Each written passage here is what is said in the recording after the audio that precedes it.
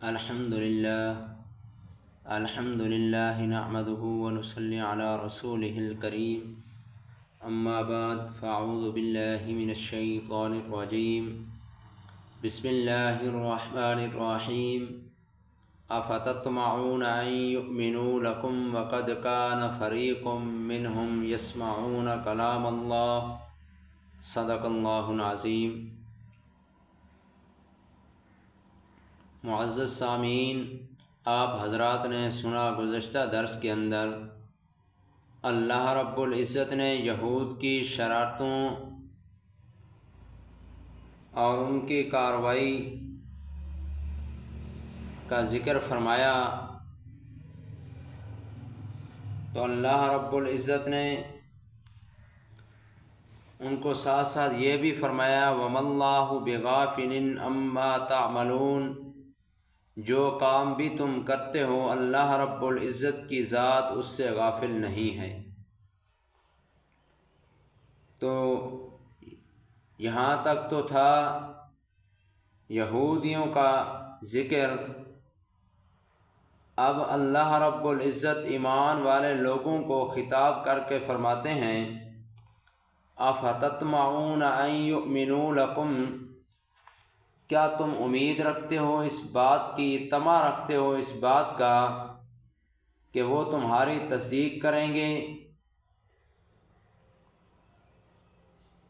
حالانکہ ان کے جو بڑے گزرے ہیں یہودیوں کے، انہوں نے تو بڑی بڑی نشانیاں دیکھیں، معجزات دیکھے، سارا کچھ دیکھنے کے باوجود وہ راہ راست پر نہ آئے، انہوں نے انکار کیا، پیغمبروں کو جھٹلایا اور پیغمبروں کو ناحق قتل کیا۔ تم ان لوگوں سے امید اور طمع لگائے بیٹھے ہو کہ وہ تمہاری تصدیق کریں گے، یہ نہیں ہو سکتا۔ وَقَدْ كَانَ فَرِيقٌ مِّنْهُمْ، اللہ رب العزت فرماتے ہیں ان یہود و نصارہ میں سے ایک گروہ یسمعون کلام اللہ، وہ سنتا تھا اللہ رب العزت کے کلام کو، ثم یحرفون، پھر وہ اس کو بدل دیتا تھا، من بعد ما عقلوہ وہم یعلمون، بعد اس کے کہ انہوں نے اس کو سمجھ لیا تھا اور وہ جانتے بھی تھے کہ یہ اللہ رب العزت کا کلام ہے، سارا کچھ ان کی سمجھ کے اندر تھا، لیکن اس کے باوجود انہوں نے اس کو بدل دیا۔ اب انہوں نے کس طرح بدلا؟ علماء نے اس کی مختلف تفسیریں ذکر کی ہیں، میں چند ایک آپ حضرات کے سامنے بیان کرتا ہوں۔ اس کی ایک تفسیر تو علماء نے یہ نقل کی ہے کہ جو تورات حضرت موسیٰ علیہ السلام پر نازل ہوئی وہ ان کی زبان میں تھی، انہوں نے اس کو پڑھا اور سمجھا، مگر اس کی تفسیر انہوں نے اپنی مرضی سے کی، اپنی خواہشات کو تورات سے ثابت کرتے تھے، جس طرح آج کل اہل بدعت کہ قرآنی آیات کی غلط تشریح کر کے ان سے اپنا عقیدہ اور عمل ثابت کرتے ہیں، تو اس طرح وہ بھی تعریف کرتے تھے کہ اپنی خواہشات کو تورات کے اندر رد و بدل کر کے اسی تورات سے ثابت کرتے تھے۔ نمبر 2 کہ انہوں نے اللہ رب العزت کے کلام کو کس طرح بدلا۔ دوسری تفسیر علماء کرام نے یہ نقل کی ہے کہ موسیٰ علیہ السلام جب تورات اپنی برادری کو انہوں نے دی، اپنی قوم والوں کو پڑھ کر سنائی، تو انہوں نے کہا کہ یہ تو بہت مشکل کتاب ہے، ہم اس پر عمل نہیں کر سکتے، اور یہ بھی انہوں نے کہا ہمیں معلوم نہیں یہ کتاب اللہ رب العزت نے دی ہے یا آپ خود لکھ کر آئے ہیں۔ انہوں نے موسیٰ علیہ السلام کو اس طرح کے جوابات دیے، سوال کیے، تو حضرت موسیٰ علیہ السلام نے اپنی قوم سے 70 آدمیوں کا انتخاب کیا کہ تم میرے ساتھ کوہ طور پر جاؤ تاکہ تمہیں یقین ہو جائے کہ یہ کتاب اللہ رب العزت کی طرف سے ہے، کیونکہ اللہ رب العزت تمہیں خود آواز دے کر کہیں گے کہ یہ میری کتاب ہے۔ جب یہ آدمی کوہ طور پر گئے تو اللہ رب العزت نے کہا کہ یہ میری کتاب ہے اور تمہیں مشکل اس لیے نظر آ رہی ہے کہ تم نے آزاد زندگی گزاری ہے اور اب پابندیاں لگی ہیں۔ جب تم اس پر عمل کرو گے تو یہ مشکل نہیں رہے گی، اور اس کے باوجود تمہیں مشکل نظر آ رہی ہے، تم عمل کرو، اگر اس کے باوجود اگر بشری انسان ہے، بشر ہے، اس کے باوجود اگر کوئی غلطی ہوئی تو میں معاف کر دوں گا۔ لیکن جب یہ 70 نمائندے جو قوم کے وہاں گئے تھے کوہ طور پر، جب یہ واپس آئے تو قوم کو کہنے لگے اللہ رب العزت نے فرمایا ہے کہ یہ کتاب میری ہے، اگر تم اس پر عمل نہیں بھی کرو گے تو میں تمہیں معاف کر دوں گا۔ حالانکہ اللہ رب العزت نے تو یہ فرمایا تھا اگر بشری تقاضے کے مطابق اگر کوئی غلطی، کوئی کمی کوتاہی ہو گئی تو میں معاف کر دوں گا، لیکن انہوں نے قوم کو آ کر یہ کہا کہ اللہ رب العزت فرما رہے ہیں کہ اگر تم اس پر عمل نہیں بھی کرو گے تو میں تمہیں معاف کر دوں گا۔ تو اس طرح انہوں نے اللہ رب العزت کے کلام کو سنا اور اس کو بدل دیا۔ وَإِذَا لَقُوا الَّذِينَ آمَنُوا، اور جب یہ لوگ یعنی کہ یہود و نصارہ ملتے ہیں ان لوگوں سے جو ایمان لائے، قالوا آمنا، کہتے ہیں کہ ہم بھی ایمان لائے۔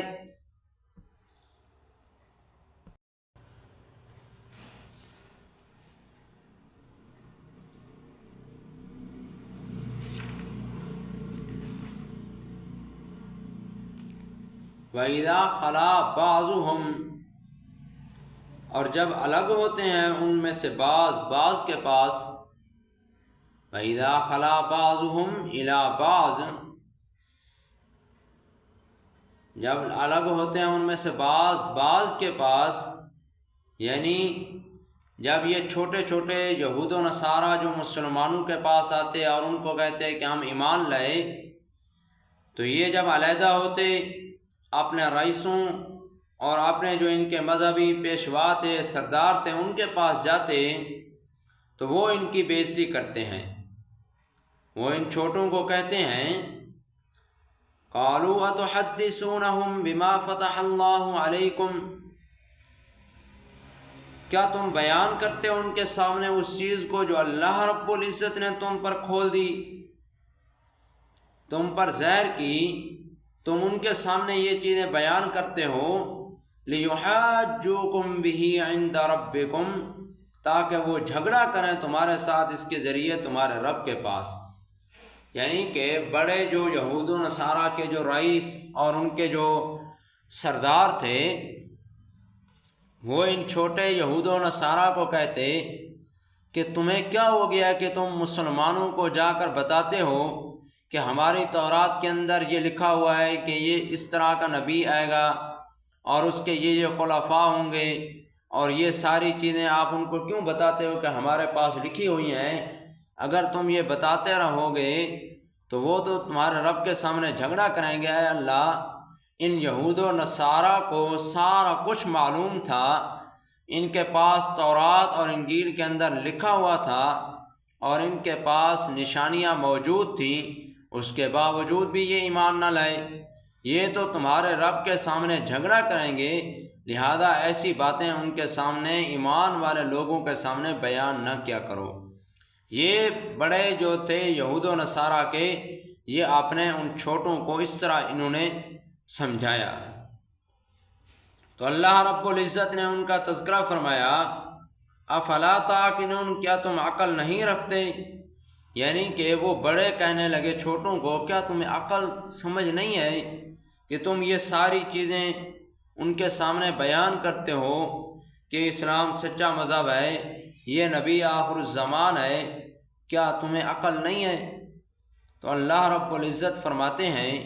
اولا یعلمون ان اللہ یعلم ما یسرون وما یعلنون،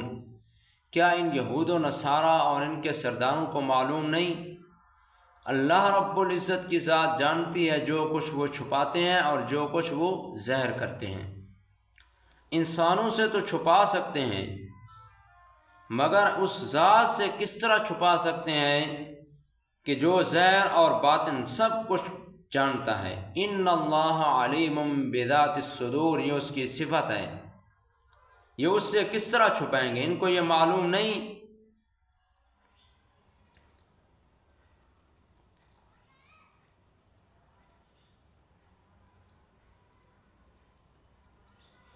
تو اللہ رب العزت قرآن مجید کے اندر فرماتے ہیں یعرفونہ کما یعرفون ابناءہم، یہ تو یہود و نصارہ آخری پیغمبر کو اس طرح پہچانتے تھے جس طرح یہ اپنی اولادوں کو پہچانتے ہیں۔ حضرت عبداللہ بن سلام رضی اللہ تعالی عنہ جو یہودیوں کے بڑے عالم تھے، جب وہ مسلمان ہوئے تو انہوں نے اس بات کا اقرار کیا اور کہا کہ آقا صلی اللہ علیہ وسلم کی شکل و صورت اور نشانیوں سے اپنی اولاد کی طرح پہچانتے ہیں، بلکہ انہوں نے اس سے بڑھ کر یہ بھی کہا کہ ہمیں اپنی اولادوں کے بارے میں شبہ ہو سکتا ہے کہ ہماری بیویوں نے خیانت کی ہو، لیکن حضور علیہ الصلاۃ والسلام کی ذات کے بارے میں اتنا شبہ بھی نہیں ہو سکتا، جو ہم نے پڑھا اپنی کتابوں کے اندر بعین ہی وہی دیکھ رہے ہیں۔ خصائص الکبریٰ امام سیوطی رحمۃ اللہ علیہ کی کتاب ہے، جس میں انہوں نے آقا صلی اللہ علیہ وسلم کے معجزات، احادیث اور تاریخ کے حوالے سے بیان فرمائے ہیں۔ اس کے اندر وہ لکھتے ہیں، تحریر فرماتے ہیں، وہ کہتے ہیں کہ ابو جہل جس کا نام عمر ابن حشام تھا، وہ بڑا سخت اور تلخ مزاج آدمی تھا۔ اپنے ہاتھ میں موٹے موٹے کنکر پکڑ کر لایا۔ آقا صلی اللہ علیہ وسلم اپنے ساتھیوں کے مجلس میں تشریف فرما تھے۔ کہنے لگا کہ ان کو وعظ اور تبلیغ یہ بعد میں کرنا، پہلے میرے ساتھ بات کرو کہ اگر تو نبوت کا دعوے دار ہے اور آسمانوں کی خبریں دیتا ہے، زمین کی باتیں بیان کرتا ہے، جنت اور جہنم کے حالات بیان کرتا ہے، ذرا یہ بتا کہ میری مٹھی میں کیا ہے۔ حضور علیہ الصلاۃ والسلام نے فرمایا، چچا جی اگر یہ مٹھی والی چیز خود بول دے تو پھر ٹھیک ہے۔ کہنے لگا پھر تو بڑی بات ہے۔ چنانچہ ان کنکریوں نے پڑھنا شروع کیا، سبحان اللہ سبحان اللہ سبحان اللہ۔ اور ایک روایت کے اندر یہ بھی آتا ہے کہ ان کنکریوں نے پڑھا لا الہ الا اللہ محمد الرسول اللہ۔ تو ابو جہل نے کنکریاں پھینک دیں اور کہنے لگا کہ تم بھی اس کی طرفدار ہو گئی ہو۔ تو یہ انہوں نے ضد کے اندر آ کر انکار کیا۔ اسی طرح یہود و نصارہ وہ بھی حضور علیہ الصلاۃ والسلام کی ذات کو جانتے اور پہچانتے تھے کہ یہ وہی آخری پیغمبر ہیں جنہوں نے آنا تھا، مگر وہ ضد کے اندر آ گئے، ضد کی وجہ سے انہوں نے ماننے سے انکار کیا۔ تو اللہ رب العزت سے دعا ہے کہ اللہ رب العزت ضد اور عناد سے بچائے، اپنے حفظ و امان کے اندر رکھے۔ وآخر دعوانا ان الحمد للہ رب العالمین۔